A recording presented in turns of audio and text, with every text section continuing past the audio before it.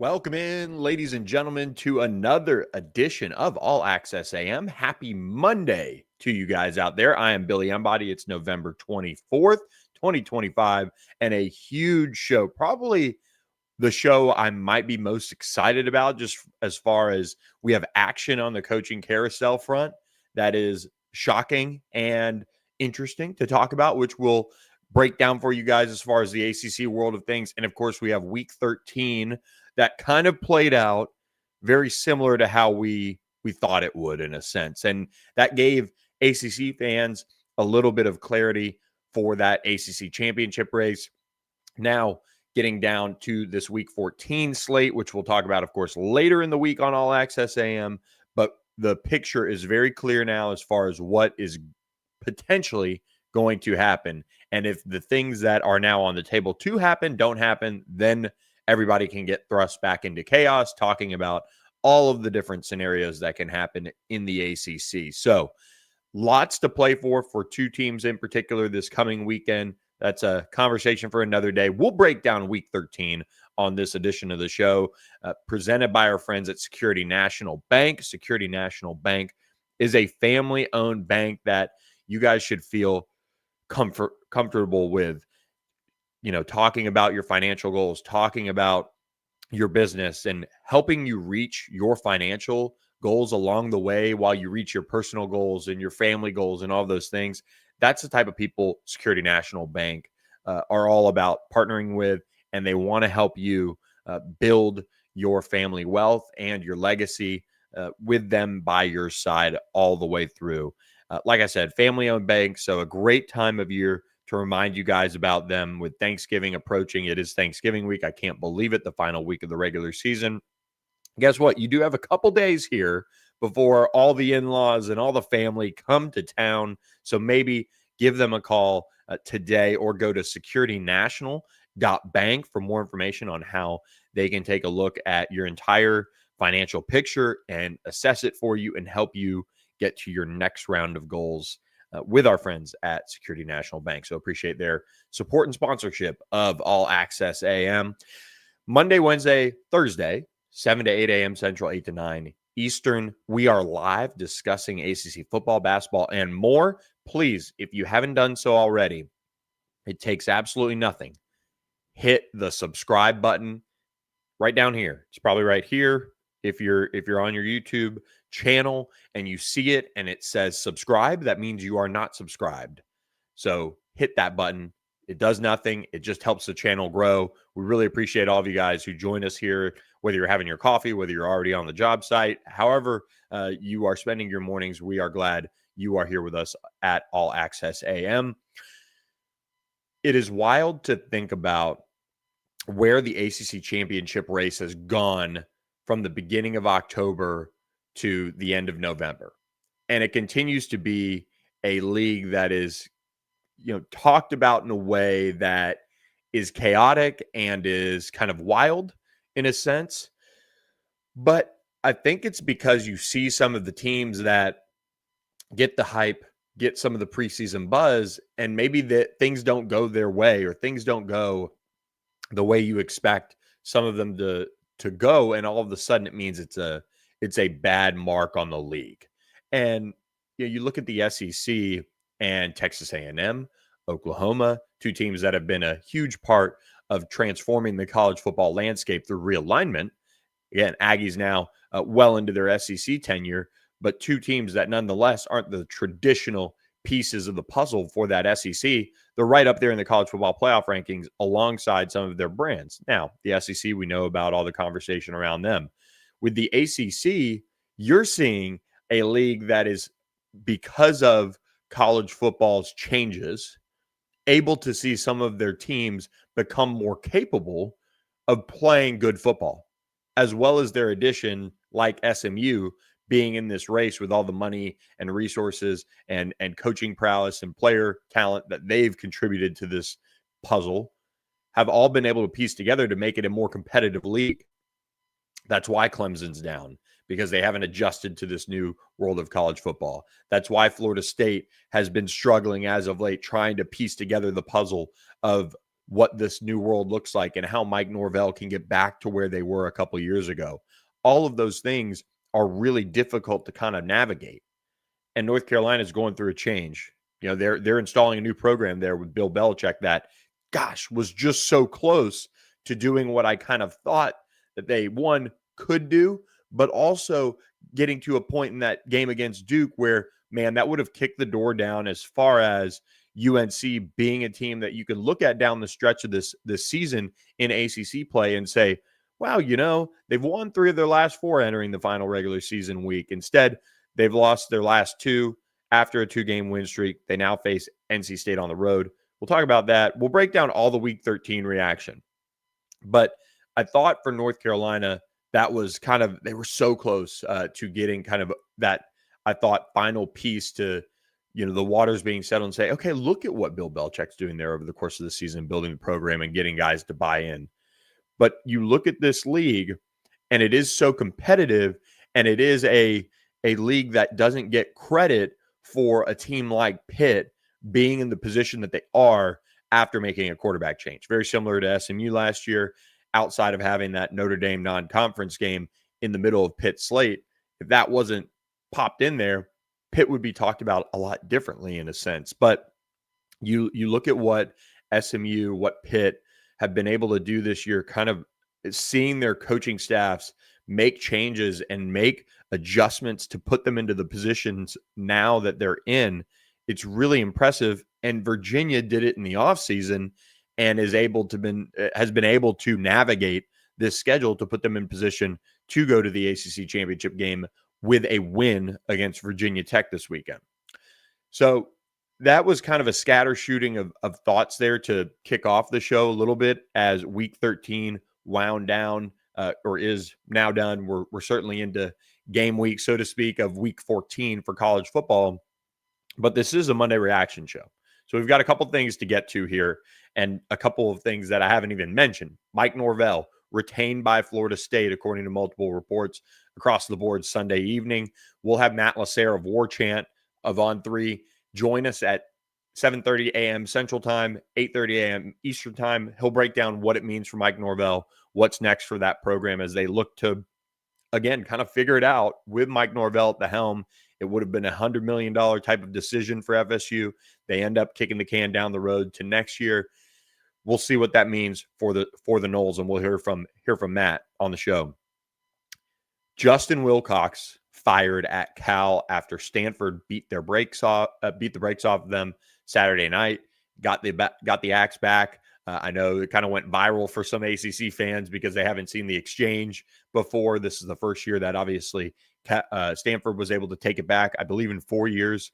So credit to them for coming up and stepping up in a big way. It was a really cool night on the farm watching that happen, but means that Justin Wilcox has lost his job, and SMU heads over to Cal this weekend facing an interim coach who is trying to pick up the pieces from a team that just lost in impressive fashion to their rival and now doesn't have their coach. Nick Rolovich, the former Washington State coach, is the interim coach.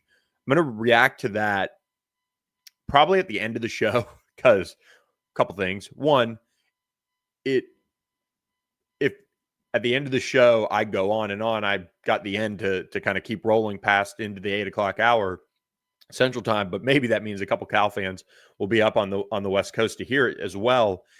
And Matt Lasser will kick off our kind of coaching carousel reaction at 7:30 a.m. Central Time. So we got about 20-ish minutes to get through, in a sense, Week 13. Some of these games, now that we're in this point of the year, not going to spend too much time on, just from a standpoint of some of them have nothing to do with the conference championship race.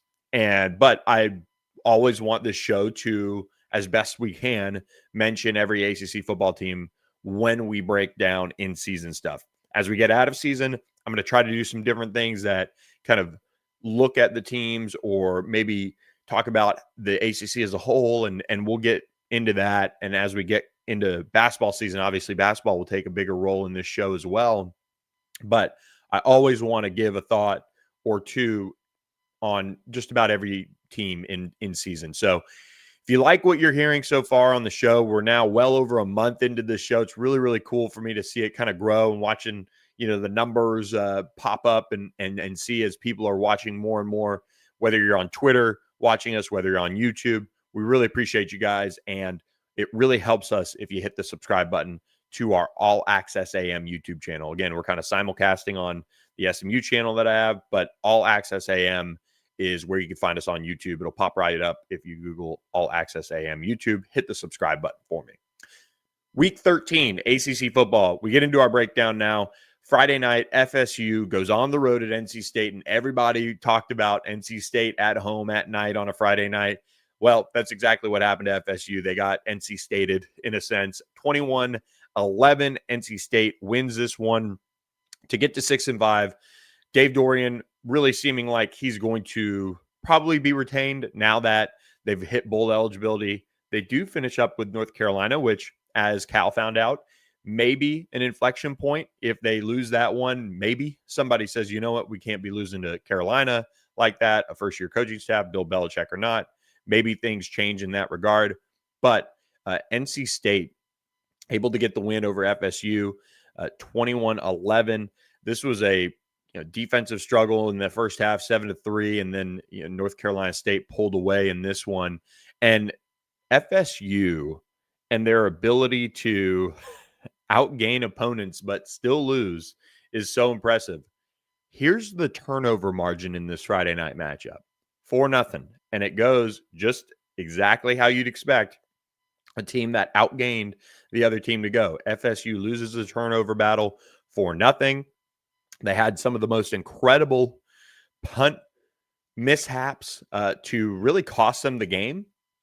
And it was just unbelievable to see the ending of that game and how NC State was able to capitalize on those huge just mishaps by FSU. And it really was shocking to see it play out the way it did in Raleigh that night. Deuce Robinson, though, for FSU continues to be a box score legend. Had another 74 yards on 4 receptions. Tommy Castellanos had nearly 300 yards as a whole, but 2 interceptions from him, including the game-clinching one by NC State. Really late in that one was able to put that one out of reach. CJ Bailey, I think when you look at next year in the ACC, is going to be one of the top quarterbacks, returning 152 yards through the air, really efficient, 18 of 25, 2 touchdowns. Hollywood Smothers, 21 carries, 84 yards.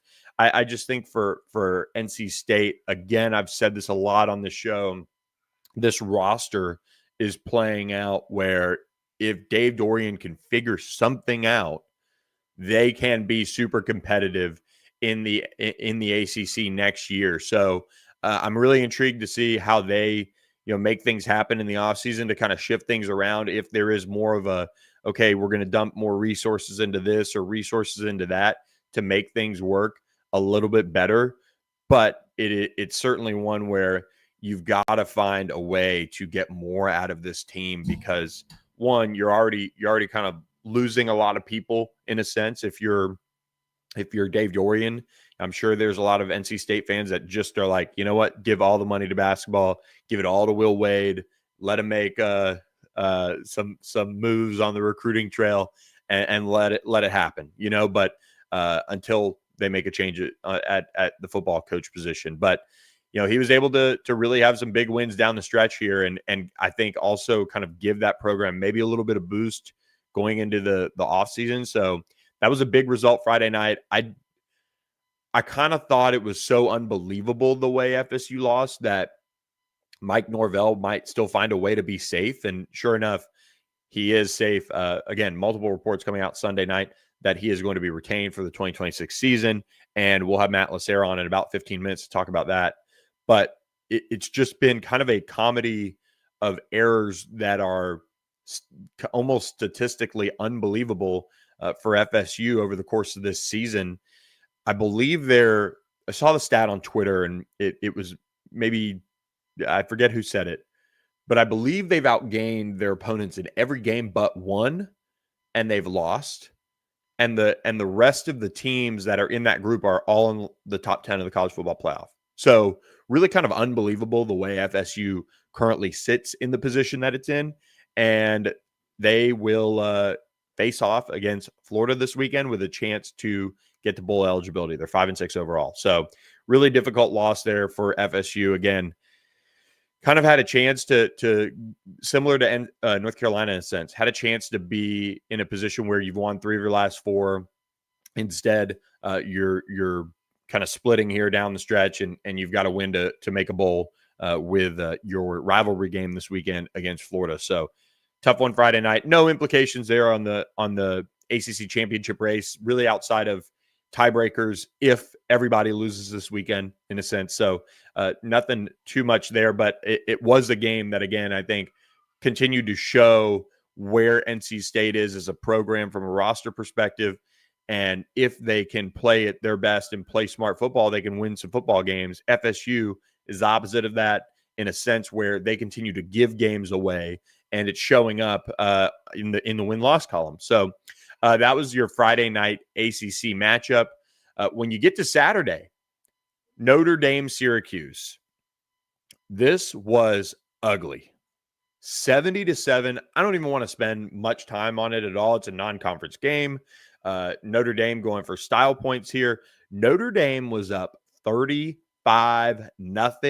They were after the first quarter, they were up 21-0 before Syracuse's offense even touched the field. Insane. 2 interception returns for touchdowns among those plays for Notre Dame. Just absolutely insane.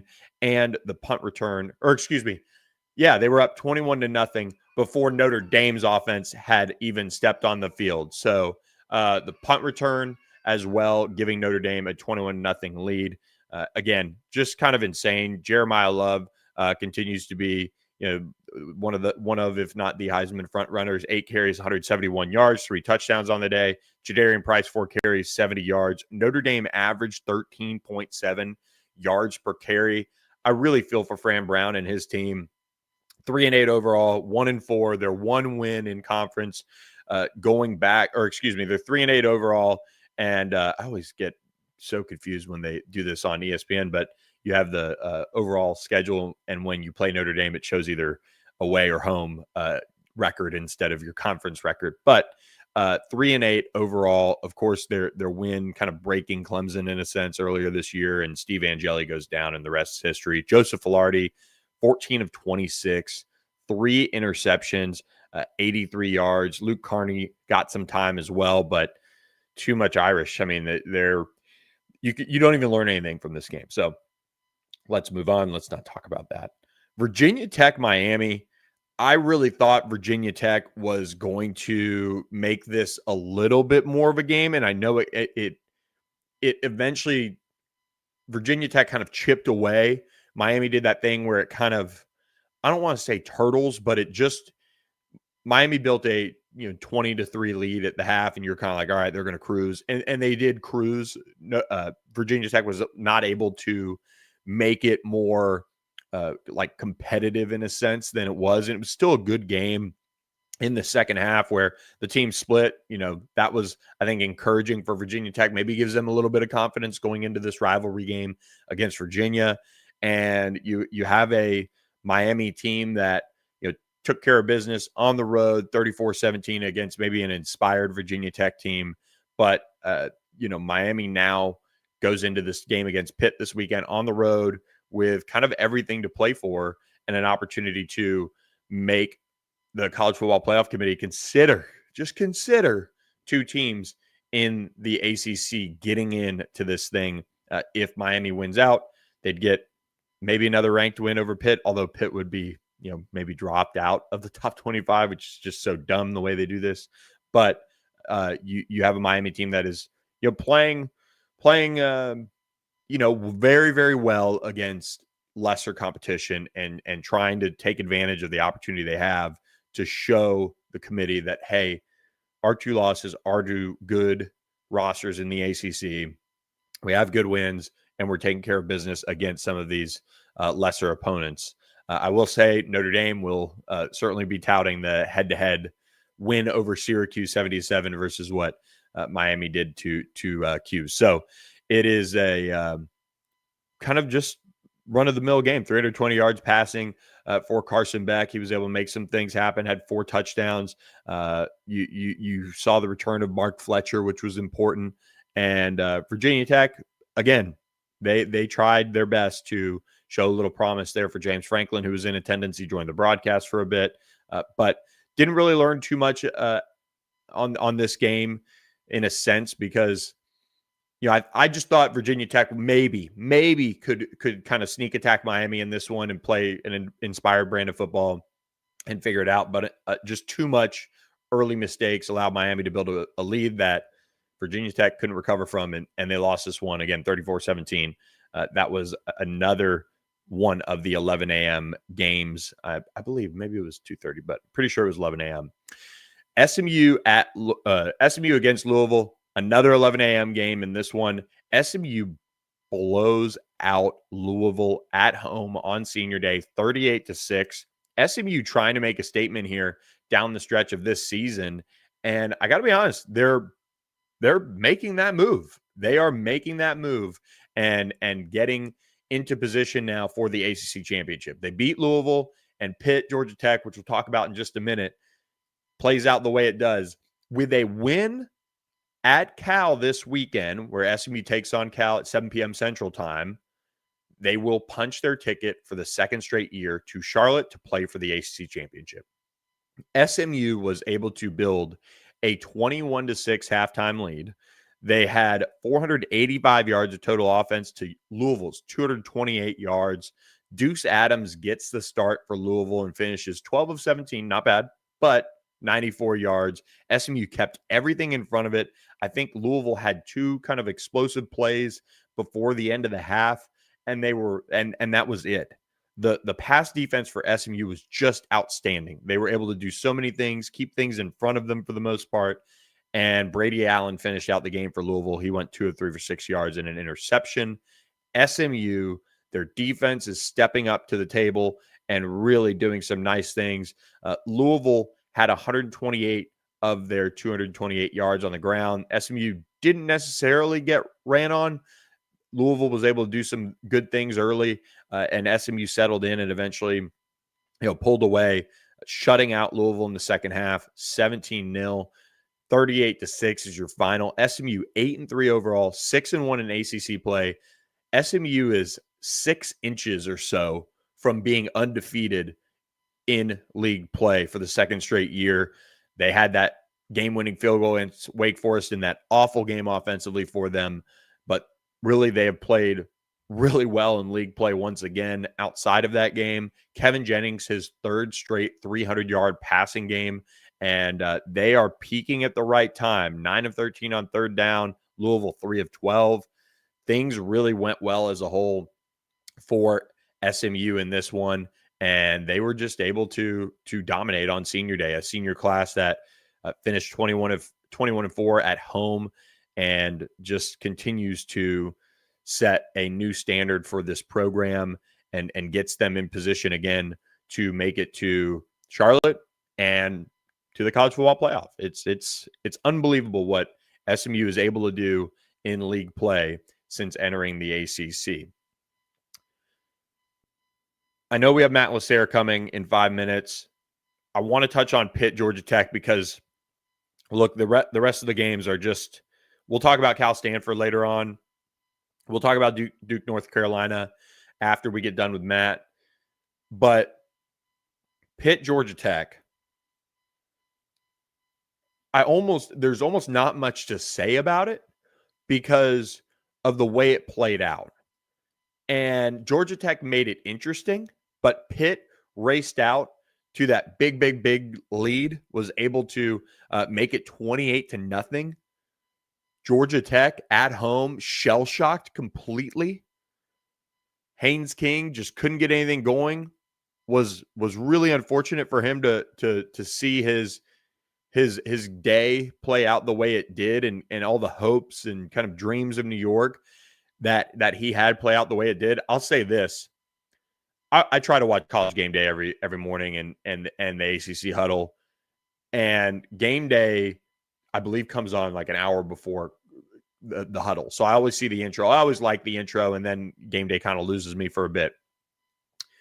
When Pat McAfee showed the shirt of Haynes for Heisman, I said, oh no. I kind of had this feeling that it might be one of those things where I don't want to say it's not who Georgia Tech is, but it's not who Georgia Tech is. Like, they are all about their work in a sense. And I know Brent Key probably had nothing to do with that shirt ending up there, and Haynes had nothing to do with that shirt ending up there.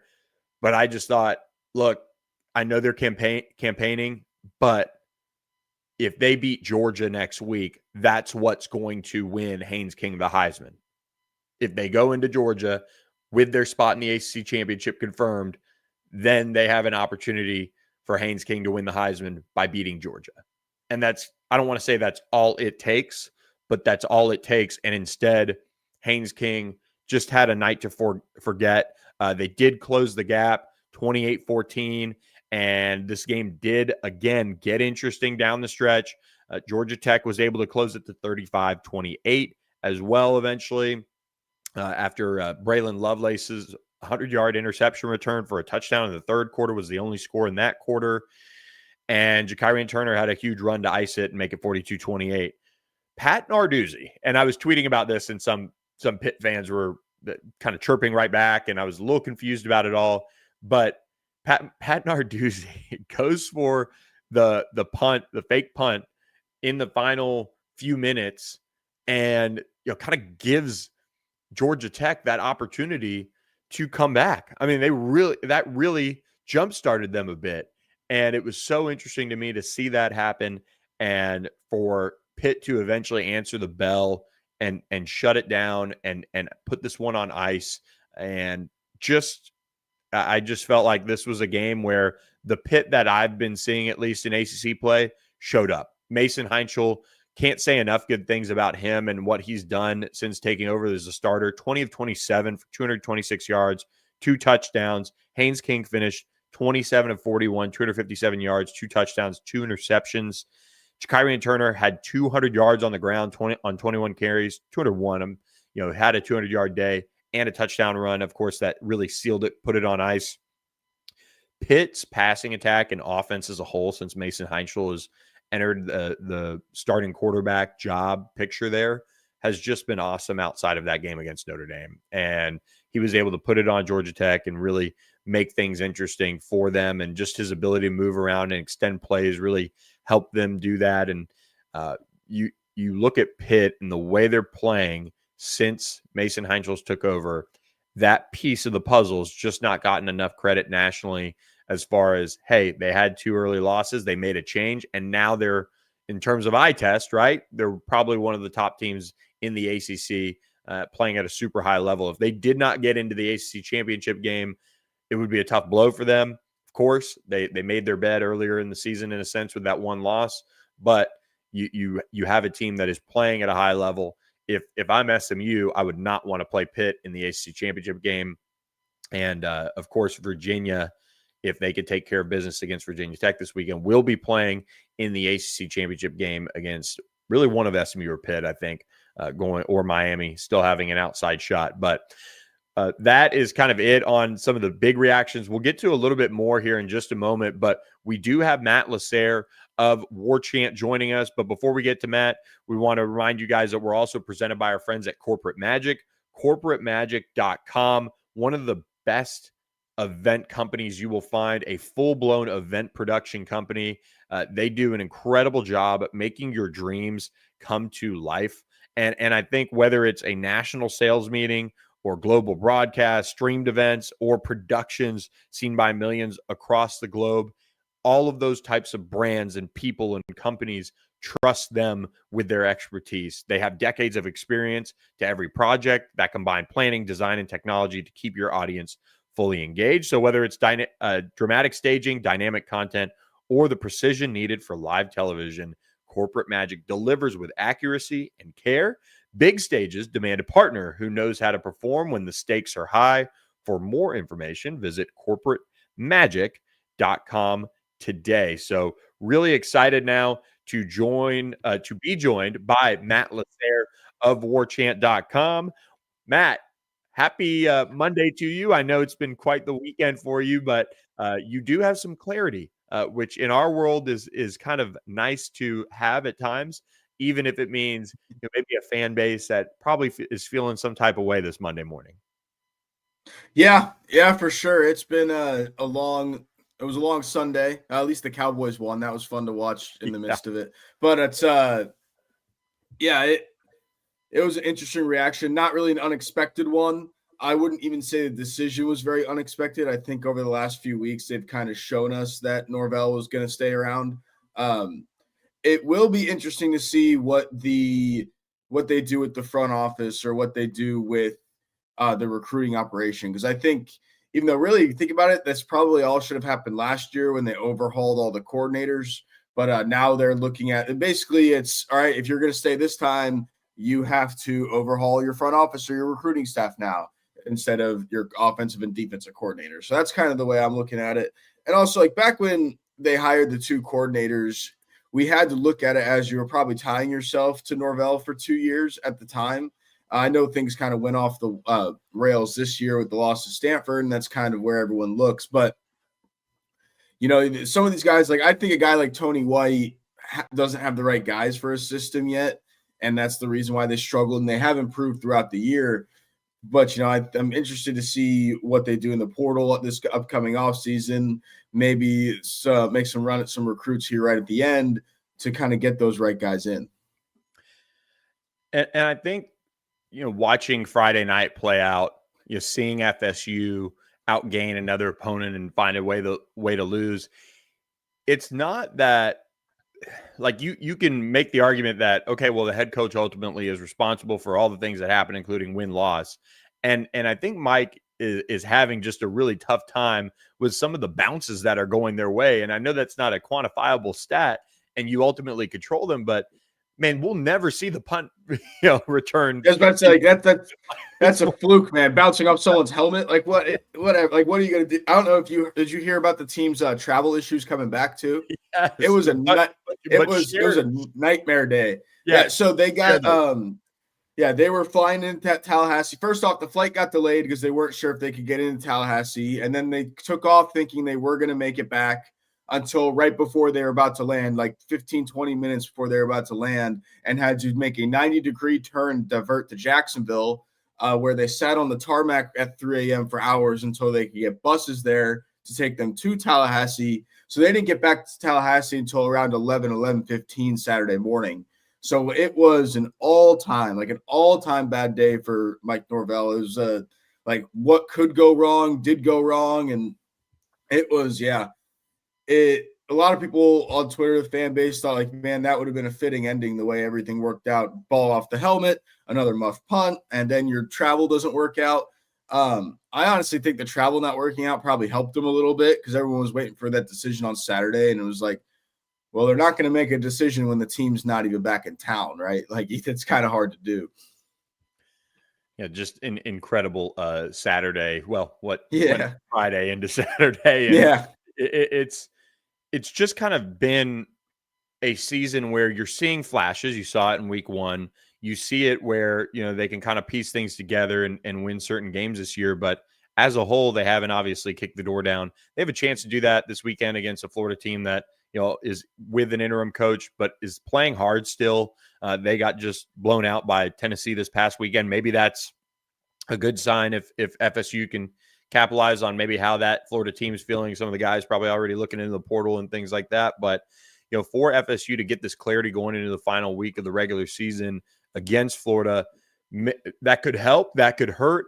Why do you think this weekend was that time? Do you think it was, something where they didn't want to have the win in your back or losing your, gone kind of mentality going into this final week, this rivalry game? I just think it was the way the narrative was going on around the program where they were kind of forced to make a statement.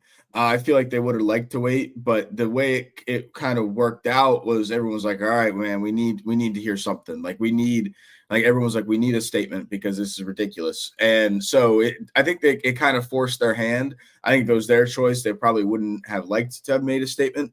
But I also think this was personally, and there's no factual evidence to this, but I personally think it was done well before this, that he was coming back. And, it's just kind of that buyout. And at the end of the day, the buyout's too much. That's probably the main thing saving him.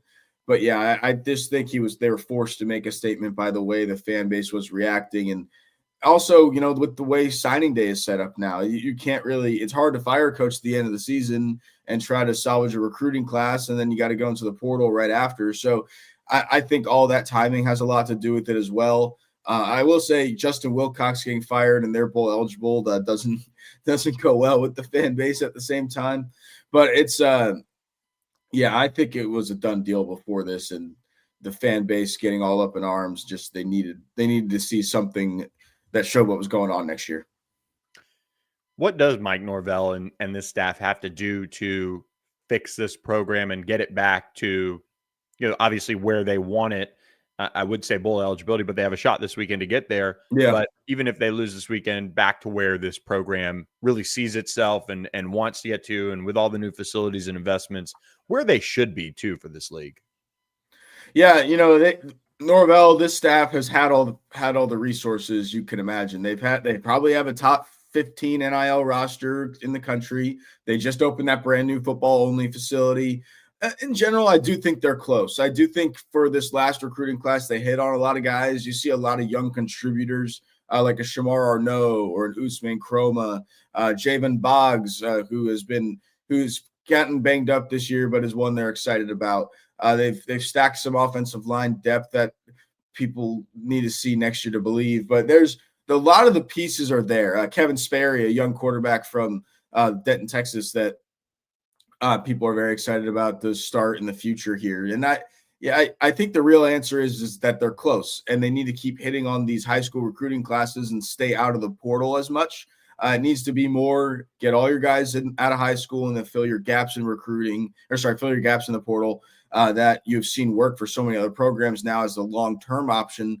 I mean, that's really it. They've relied too much on the portal, and I think they're admitting that by making these, or what they will make front office changes. They will make changes to the recruiting operation. But yeah, I think it's just need to continue developing these young guys. First off, retain them that are already here, because they've had they've hit on a lot of guys recently, and it's just young kids making mistakes. The Desir twins, Mandrell Desir might be a freshman All-American here soon because the way he's played. He's the team's sack leader, or at least he was going into the NC State game. I haven't checked to see if that changed. I don't think it did. But, I mean, it's just continue to develop these young pieces and continue getting those building blocks. Do you see the operation changing so much where maybe we see something like the general manager makes personnel decisions with maybe Mike Norvell in consultation, or do you think Mike's going to have a little bit more like even footing, or maybe even be slightly above a GM? Kind of, how do you think the past couple of years have played out in terms of impacting what is next in those roles?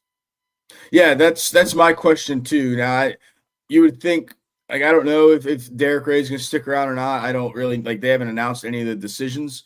But I think in general, that's a question I'd be interested to ask the AD, Michael Alford, is, are you looking at an Oklahoma model where they have Nagy's kind of on the same level as Venables, right? Like, they're not, if Venables gets fired, Nagy's probably going to still be there, or at least that's the way it feels like that. Or is it going to be still someone like they have now where you're technically under Mike Norvell as your GM? I could see them do it as an equal kind of footing, but at the same time, if Mike's not calling plays, what is he doing if you do that? Like, what is his role in general? Because you've given up everything that mostly that a head coach does, right? You've given up play calling at that point. You've even given up a lot of recruiting responsibilities. Like, is he just a motivator of men at that point? That's kind of the issue of, like, it's going to be interesting to see how this administration looks at this as a thought, like as their thought process going into this to kind of save Mike Norvell and maybe even save their jobs at this point, right? Because now their whole careers are going to be at Florida State, are going to be looked at as, well, you guys are the ones that decided to keep Mike Norvell, and the fan base, you're not serious about football anymore and all this kind of stuff. But Yeah, I think that it's going to be interesting to see where they go in that route. Haven't really gotten any indications of where yet. I personally wouldn't mind the idea of having a GM on equal footing as Norvell that has a lot more say like that. But again, it's just what if you're Mike Norvell, what's your job now if you do that? Florida State closes out the regular season against Florida this weekend. Is there anything early on to know about that matchup? Do you see any injuries that are popping up right now that could impact that, or just kind of an early feel for the in-state rivalry game coming up this weekend? Yeah, I mean, I wouldn't be surprised if Florida goes out there and looks like 2019 LSU this week. That's kind of just the way it goes. But it's this is probably a game they should win. I think you saw against Tennessee that Florida might be losing a little bit of its motivation there. They have played hard for the most part since Billy got fired, and I also still think the Swamp is a tough place to play. Injuries so far, nothing really unexpected. Javen Boggs might be one to watch. He had a scary issue. I think he collapsed on the field after the game yesterday, but they're saying he's all right, and he was even practicing yesterday. That's the only one to watch right now. Sam Singleton may be making a return. He missed last game. Same with Richie Leonard, an offensive lineman who actually is making his return to the Swamp. He transferred him from UF a couple of years ago. So I think he'll have a little bit of extra motivation to return. In general, this is a big game just to get that bowl eligibility. And like I said before, big part of Norvell's selling point to stay is all these young guys on the team that are looking good and they're already contributors as freshmen, redshirt freshmen. So if you can get a bowl game, and those bowl practices are pretty important for those young guys, right? So you can start developing them even more. It's basically another spring, another fall camp for a game that quote unquote doesn't matter, and it's just an expedition. So you're going to have to see him get up for that. It was interesting for future stuff for Florida State if Gus Malzahn is sticking around. When asked if he was sticking around or staying next year, he said, I'm focused on getting his bowl eligible, winning this game. But that's kind of been Gus's MO all year. It's in general, look, this is one they probably should win, but it's going to be a get-up game for Florida, just like it was for Clemson at Clemson, and you're at the Swamp. So it's still going to be tough, and it's still a rivalry game. Still anything can happen. I think in general they'll come in pretty healthy. The guys they missed last week were already game time decisions, so should be back this week, I would assume, or at least have a good chance to come back. You brought up a good point about the bowl practices, and we'll end on this. This roster, their recruiting evaluations, how they built it, all of those things. Is it a roster issue just as a whole, and in the second part of kind of what I'm kind of looking at here is the high school recruiting evaluations, because they have, solid classes ranked well. Are they eval issues as well that need to be kind of addressed? Obviously, we spoke earlier about that entire overhaul that is going to come that needs to happen, obviously when things like this happen and the way that the last two seasons have played out. And lastly, the bowl practices, is that an opportunity for some guys that are maybe hanging out, kind of not in the huge roles yet, but maybe can make an impact that were more highly ranked from those classes recently? Yeah. I'll start with your last question first. Yeah, for sure. It is a good opportunity for them to make an impact. Even because I'm sure you'll see guys opt out for the draft and stuff. That's just the way it is now. I think it'd be a good opportunity for the young guys, this offensive line on the backups, to show like how much depth this offensive line really has. I've talked to some people who are close to the program and not in the program that actually think this offensive line depth is pretty good. We just haven't gotten the chance to see it. So I think that would go a long way for the bowl practices, make people feel better going to next season. I think it's been a mix of everything when it comes to recruiting. Because it's clear that I think the talent on this roster is there. It's not like this roster isn't talented. According to talent composites, it's normally and always is one of the better ones in the ACC. So that's when it comes down to development and coaching. But at the same time, I think there's been a lot of missed evals. They've had a lot of ones hit more recently. Like the Desir twins has been a huge one that they've hit on, and it's starting to get better.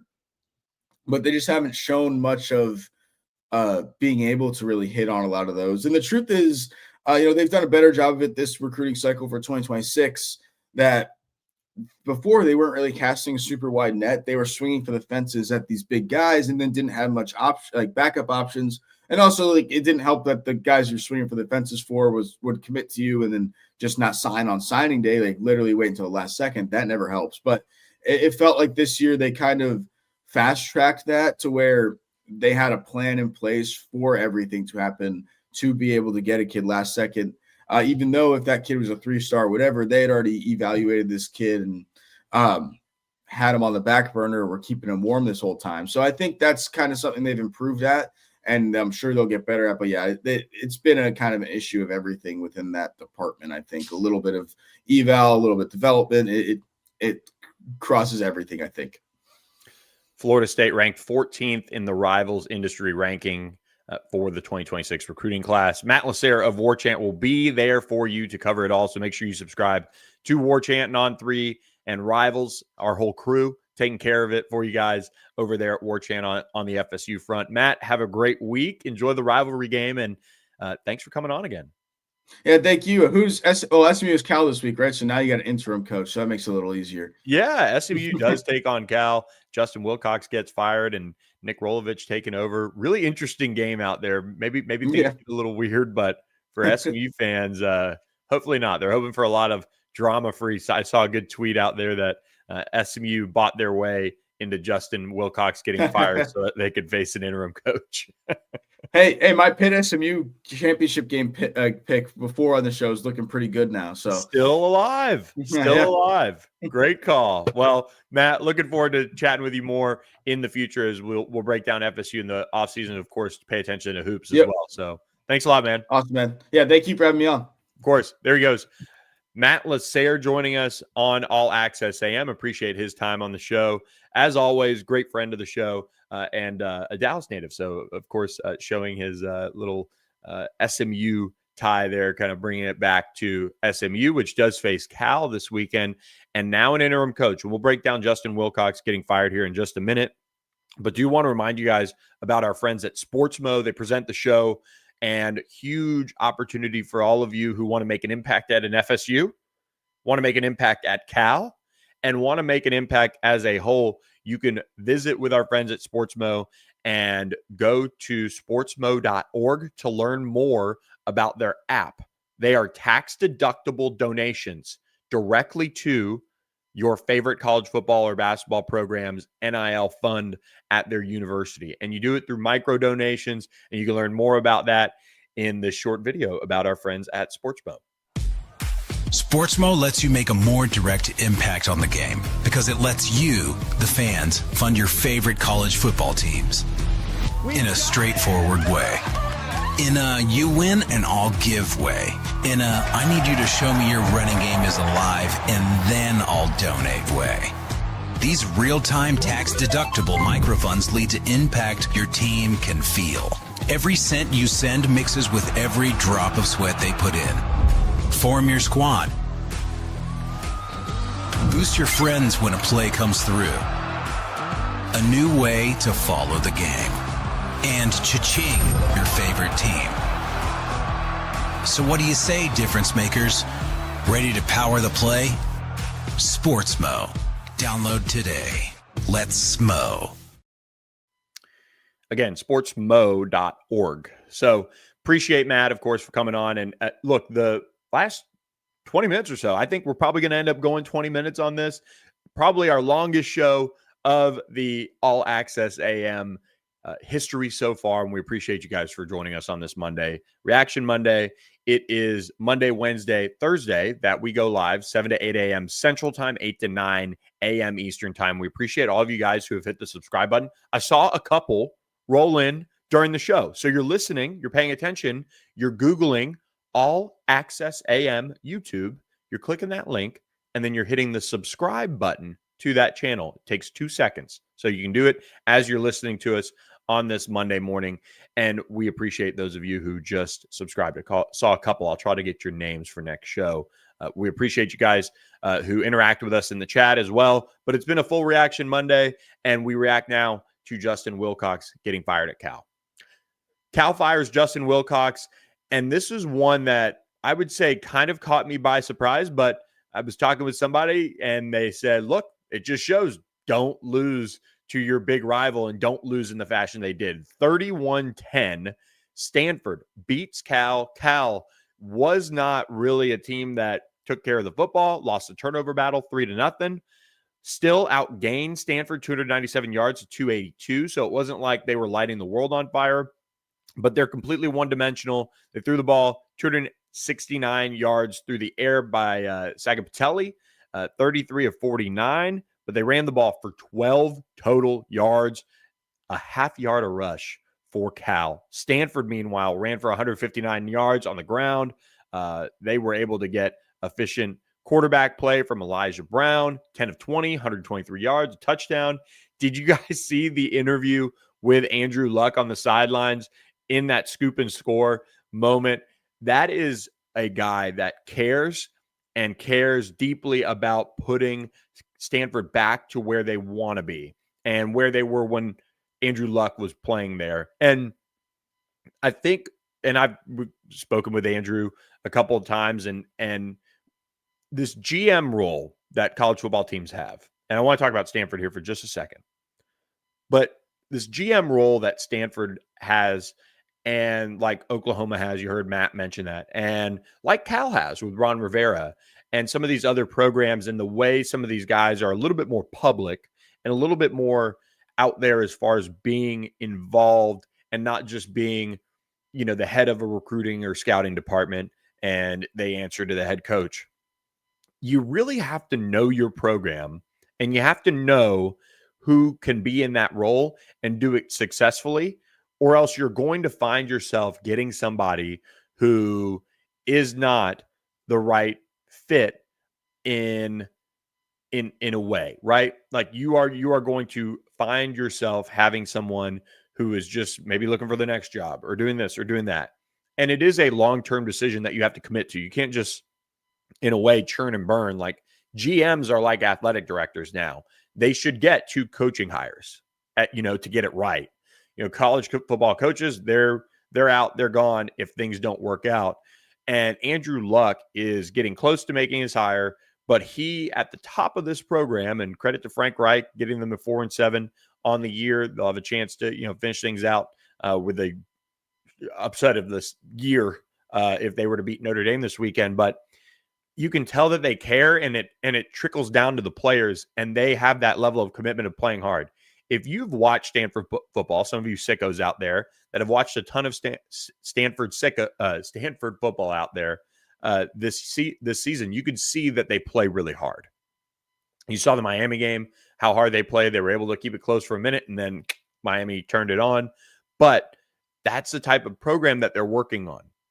And that's why they're dangerous moving forward once they get their head coach situation figured out and they really start to see things go the direction that Andrew Luck envisions for this program. So credit to Stanford for doing what they did, but it cost Justin Wilcox his job.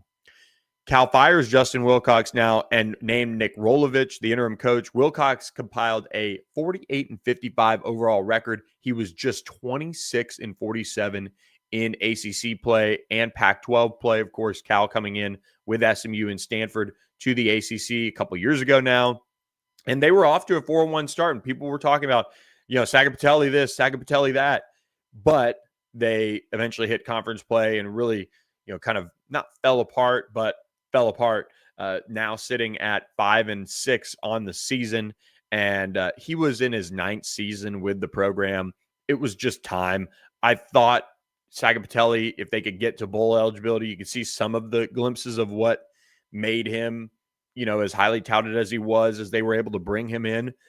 But it just wasn't enough to obviously get things moving in the right direction as a whole and capitalize on that at the 4-1 spot. Now, the biggest thing for Cal is going to be retaining Jaron Kwu Sagapitelli. And I always butcher that middle part of his name, but Ron Rivera quoted about in the start of October about his NIL package. At the appropriate moment, we'll get it ready to go. I'm confident. I really am. Talking about retaining Sagapitelli. And that is a key piece. That is a quarterback you can build around. A new coach can trust him to move the football, to have the offense moving. They need to get him help. Losing Jade Knott in the offseason was a difficult blow. It really forced Sagapitelli to be the hero and throw it 49 times, I think, like he did against Stanford and do all those things that you don't necessarily want to do as a true freshman quarterback, but he does have the ability to really impress and kind of make things happen. And we'll see. We'll see how it goes retaining him. They've got a tall order, I'm sure, to retain him, but we'll talk about candidates in just a second. But Cal is showing that they're committed to being on the right side of this by making this move from Justin Wilcox. He's just not a guy that had inspired the program to be eyeing that next level, to taking it up a notch. More questions were kind of surrounding him entering this year. That's why the 4-1 start was so interesting, and how it was able to take off. It is a really interesting thing to see it fall apart the way it did, and it cost him his job. And now you're going to have Nick Rolovich, the former Washington State coach, take over, and he was the head coach of Washington State from 2016 to 2021. Or he was at Hawaii before that, and he ends up going to Washington State, gets fired during the pandemic for not taking the COVID vaccine, and obviously now in Berkeley, what a fit that is. But 28-27 with Hawaii, and then 5-6 with his time with the Cougars during that season. He's not a bad coach. I mean, he'll have them probably ready to play, I think, this weekend on senior day at Cal. But this is a Cal team that is kind of spiraled. And now that Justin Wilcox is gone, the question will be, how many guys do you see any guys just portal and be like, you know what, I'm good. I'm not going to get hurt. I'm not going to let it impact what my next stop is. I'm not going to let it impact, the things that maybe are now on the table that I can leave, that my portal window is open. And now you make the decision as Cal that you're going to have this week of a ton of questions. And maybe these guys stick around. Maybe Nick Rolovich, they like him. Maybe they play for him. They play hard. And maybe they could pull an upset over SMU this weekend. But this is still a Cal team that has been pesky, I think, during the season. But they really fell off there with that loss to Stanford. And I think that was the final straw. Of course, this is just a team that a week ago, prior to this, went on the road and beat Louisville in overtime, and they broke Louisville in a sense. And Louisville came out against SMU and played the way that they did. But just a really difficult run over the last 6 games for Cal. They are 2 of their last 6 now. So really tough way for Cal to go out this season. But I think it's the right move to move on from Justin Wilcox and get a fresh start. 9 years is a long time. It was clear that they weren't going to take it up to the next level. And, Jake Dickert doing what he did in year 1, you can show the turnaround in 1 year. You can show the Tony Elliott moves in the offseason where Cal's roster is not in a bad spot. You can make a change and get it to another level.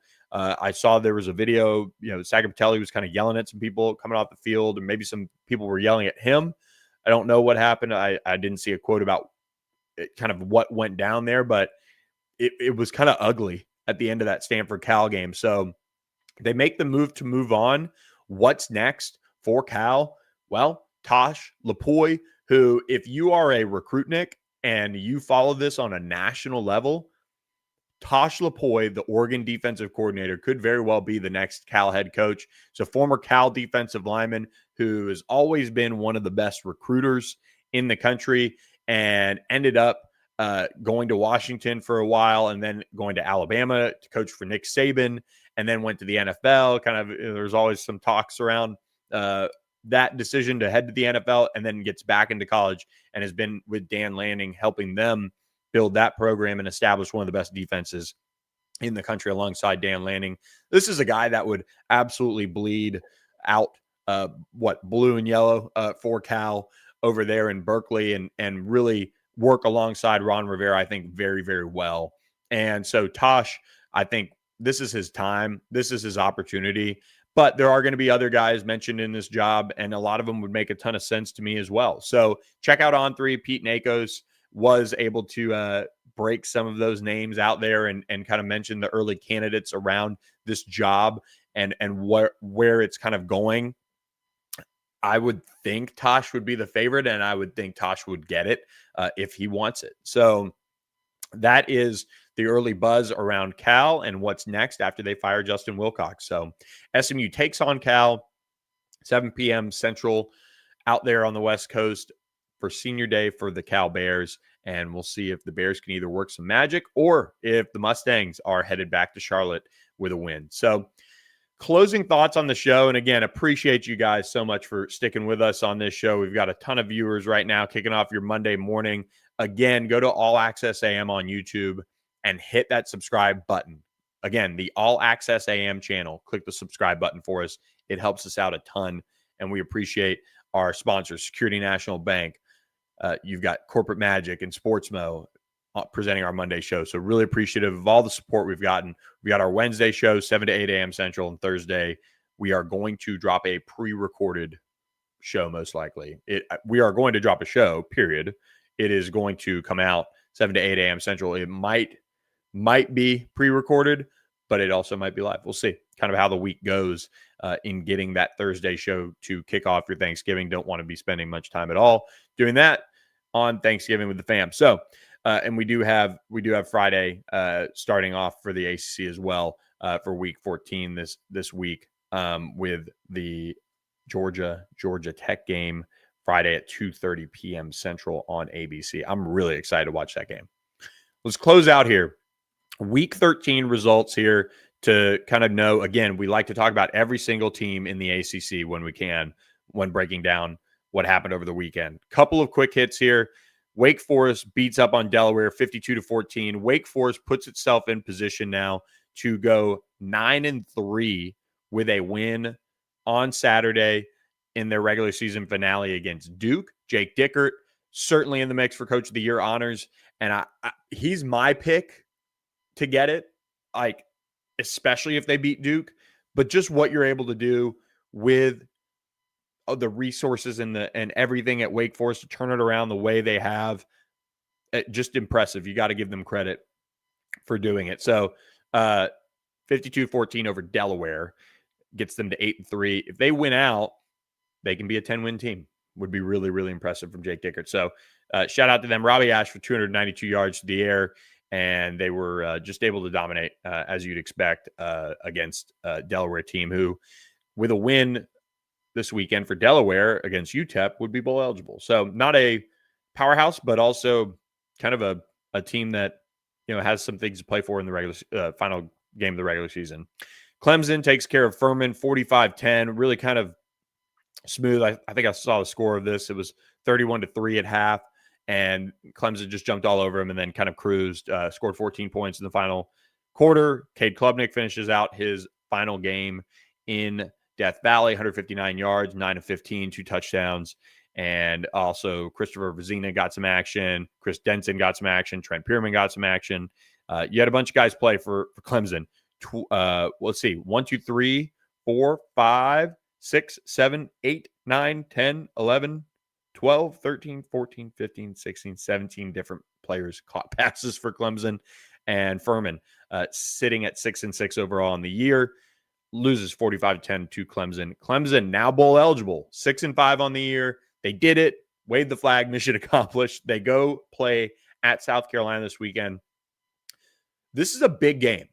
Like, Clemson could really help the ACC by beating a bad South Carolina team. Would really, really help. And we'll break all of that down on the Wednesday and Thursday shows, talking about the ACC, how it can really help itself in a perception battle this weekend with some of the games that are going on.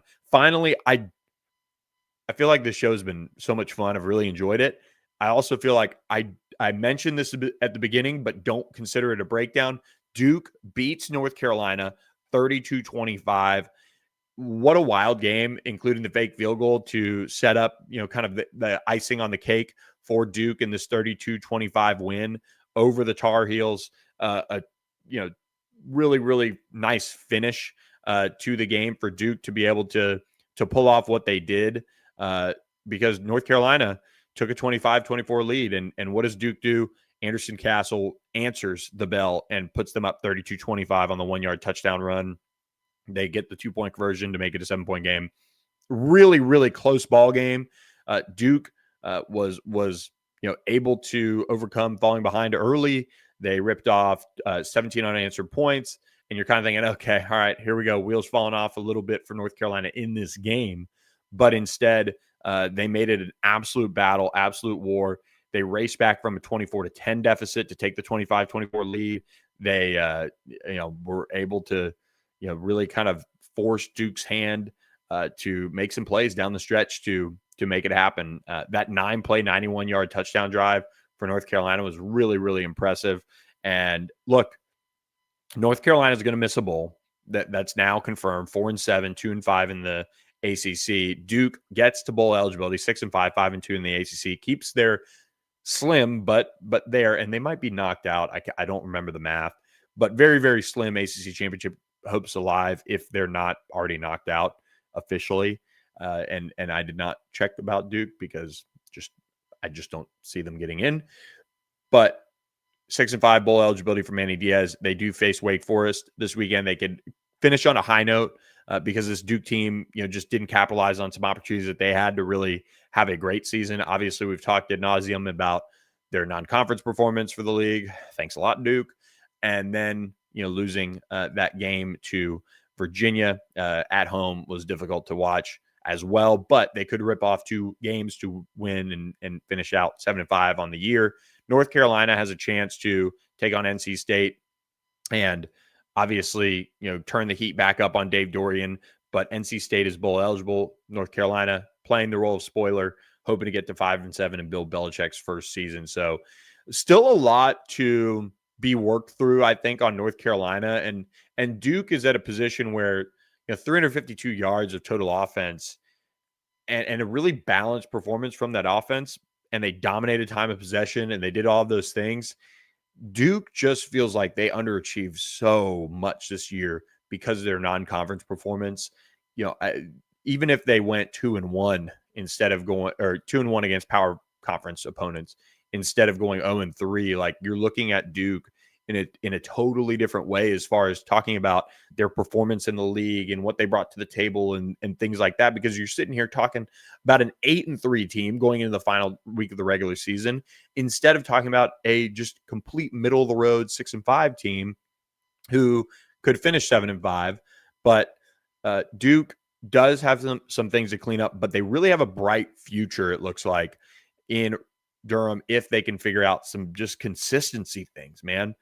North Carolina, they're starting to kind of figure things out. It would not shock me at all if they beat NC State this coming weekend.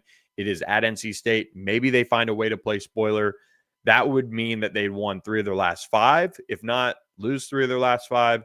So kind of not an inflection point, because I think they've gotten past those early season dramatics and troubles and things to now put them in position to kind of go out in the offseason and recruit and do all the things that they want to do because they've gone through this season for the first time. Now is Bill Belichick's first season coming to a close as a college coach, completed, and that takes a minute to go through and learn and see some of the things that they saw.